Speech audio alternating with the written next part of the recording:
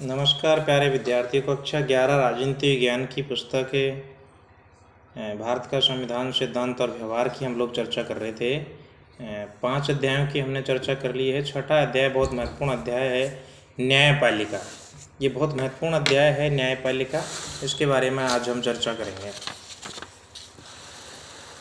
भारत में न्यायाधीशों का कार्यकाल निश्चित होता है। वे सेवानिवृत्त होने तक अपने पद पर बने रहते हैं। केवल अपवाद स्वरूप विशेष परिस्थितियों में ही भारत में न्यायाधीशों को हटाया जा सकता है।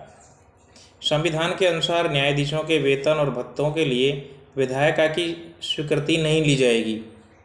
न्यायाधीशों के कार्य और निर्णयों की व्यक्तिगत आलोचना नहीं की जा सकती है। अगर कोई न्यायालय की अवमानना का दोषी पाया जाता है तो न्यायालय उसे दंडित करने का अधिकार रखता है। न्यायपालिका आलोचना के भय से मुक्त होकर स्वतंत्र रूप से निर्णय करती है। ये भारत की न्यायपालिका के बारे में इस अध्याय में बताया गया है। भारत का संविधान, सिद्धांत और व्यवहार, छठा जो अध्याय है न्यायपालिका। अब भारत में मुख्य न्यायाधीश की नियुक्ति के बारे में एक परंपरा है कि जो सबसे वरिष्ठ न्यायाधीश है उसे ही न्यायाधीश नियुक्त किया जाता है। सर्वोच्च न्यायालय के सबसे वरिष्ठ न्यायाधीश को ही इस पद पर नियुक्त किया जाता है, लेकिन इस परंपरा को 2 बार तोड़ा गया है। 1973 में 3 वरिष्ठ न्यायाधीशों को छोड़कर न्यायमूर्ति A.N. रे को भारत का मुख्य न्यायाधीश नियुक्त किया गया। फिर 1975 में न्यायमूर्ति H.R. खन्ना को पीछे छोड़ते हुए न्यायमूर्ति H.M. बेग की मुख्य न्यायाधीश के पद पर नियुक्ति की गई। ये 2 विवाद हैं। इसके अलावा भारत में मुख्य न्यायाधीश, वरिष्ठ न्यायाधीश को ही मुख्य न्यायाधीश बनाया जाता है। सर्वोच्च न्यायालय और उच्च न्यायालय के अन्य न्यायाधीशों की नियुक्ति राष्ट्रपति भारत के मुख्य न्यायाधीश की सलाह से करते हैं। सर्वोच्च न्यायालय ने एक नई व्यवस्था की है। इसके अनुसार सर्वोच्च न्यायालय का मुख्य न्यायाधीश अन्य 4 वरिष्ठतम न्यायाधीशों की सलाह से कुछ नाम प्रस्तावित करता है और इसी में से राष्ट्रपति न्यायाधीशों की नियुक्ति करता है।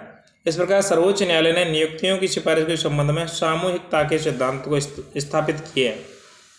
इसी कारण आजकल नियुक्तियों के संबंध में सर्वोच्च न्यायालय के वरिष्ठ न्यायाधीशों के समूह का ज़्यादा प्रभाव है। अब सवाल आता है कि न्यायाधीशों को कैसे हटाया जा सकता है। तो न्यायाधीश कदाचार साबित होने अथवा अयोग्यता की दशा में ही उन्हें पद से हटाया जा सकता है। न्यायाधीश के विरुद्ध आरोपों में संसद के एक विशेष बहुमत की स्वीकृति बहुत जरूरी होती है, तभी जाकर न्यायाधीशों को पद से हटाया जा सकता है। अब भारत में न्यायाधीशों को पद से हटाने का एक असफल प्रयास हुआ है 1991 में, उसकी हम लोग चर्चा करेंगे। इस अध्याय में भी चर्चा की गई है। पहली बार संसद के 108 सदस्यों ने सर्वोच्च न्यायालय के एक न्यायाधीश को हटाने के प्रस्ताव पर हस्ताक्षर किए। न्यायमूर्ति वी रामास्वामी पर आरोप था कि उन्होंने पंजाब और हरियाणा के उच्च न्यायालय के मुख्य न्यायाधीश के रूप में वित्तीय अनियमितता की है। संसद ने उन्हें हटाने की प्रक्रिया शुरू की।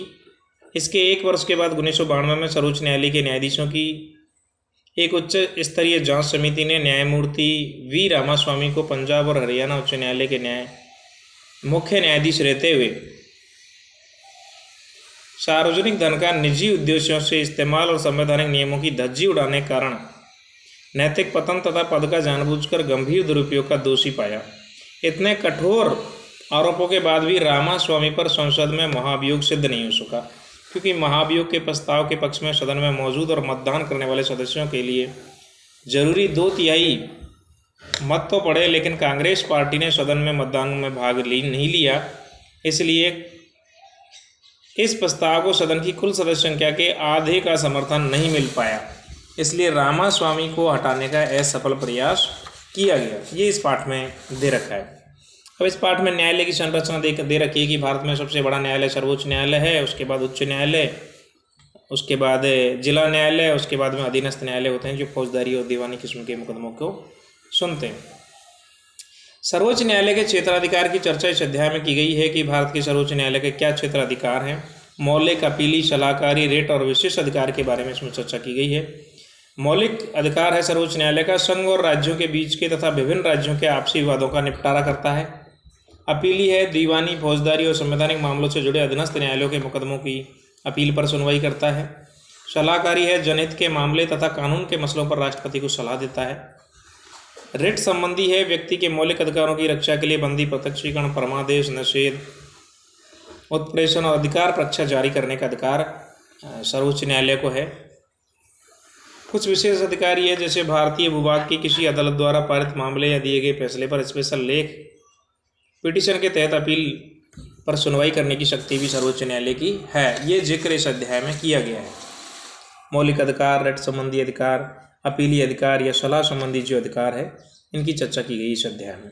अनुच्छेद 137 कहता है कि उच्च न्यायालय को अपने द्वारा सुनाए गए निर्णय या दिए गए आदेश का पुनरावलोकन करने की शक्ति होगी। अनुच्छेद 144 कहता है कि भारत के राज्य क्षेत्र के सभी सिविल और न्यायिक प्राधिकारी उच्चतम न्यायालय की सहायता से ही कार्य करेंगे। ये 2 अनुच्छेदों के बारे में इस पुस्तक में जिक्र किया गया है। ये बहुत बड़ा विषय है, लेकिन कक्षा 11 के हिसाब से हम लोग चर्चा करेंगे। इसमें महत्वपूर्ण बात की गई है न्यायिक सक्रियता की। जब कोई व्यक्ति पीड़ित हो और वह न्यायालय में नहीं जा सकता, तो ऐसे में अन्य व्यक्ति भी यानी थर्ड पार्टी भी न्यायालय में जा सकती है। 1979 में इस अवधारणा में बदलाव आया। 1979 में इस बदलाव की शुरुआत करते हुए न्यायालय ने ऐसे मुकदमे की सुनवाई करने का निर्णय लिया जिसे पीड़ित लोगों की नहीं बल्कि उनकी ओर से दूसरों ने न्यायालय में मुकदमा किया। ये बहुत इम्पोर्टेंट है, न्यायिक सक्रियता। यहाँ पीड़ित व्यक्ति के अलावा अन्य व्यक्ति भी पीड़ित व्यक्ति को सहायता दिलाने के लिए न्यायालय का रुख कर सकते हैं। इसे न्यायिक सक्रियता कहते हैं, या फिर जनहित याचिका भी इसका एक रूप है न्यायिक सक्रियता का, कि आप जनता से जुड़े हुए मामलों को न्यायालय में उठा सकते हैं, चाहे उस मामले से आपका कोई भी लेना देना नहीं हो। इसका इस अध्याय में जिक्र किया है, जिसमें कई मुकदमों के बारे में इसमें जिक्र किया गया है। अब सवाल ये उठता है कि रिट कौन से अनुच्छेद के तहत सर्वोच्च न्यायालय या उच्च न्यायालय जारी कर सकता है। बंदी, प्रत्यक्षीकरण, परमादेश आदि रिट जारी करके मौलिक अधिकारों को फिर से स्थापित कर सकता है अनुच्छेद 32 में सर्वोच्च न्यायालय। उच्च न्यायालय भी ऐसी रिटें जारी कर सकता है अनुच्छेद 226 में। ये बहुत इंपॉर्टेंट है।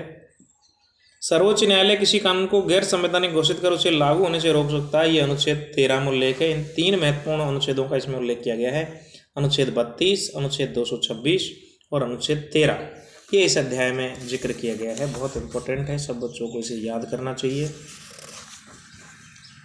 इसमें एक बहुत महत्वपूर्ण मुद्दे को दिखाया गया है। केशवानंद भारती मुकदमा कब हुआ? 1973 में।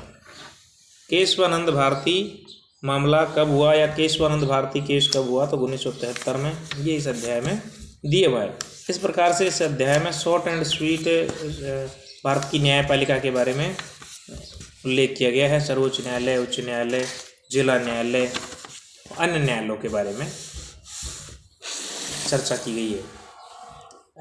कल हम अगले अध्याय की चर्चा करेंगे, संघवाद। आज हमने चर्चा की है न्यायपालिका। हम तीनों अध्याय की चर्चा कर चुके हैं, विधायिका, कार्यपालिका, न्यायपालिका। धन्यवाद।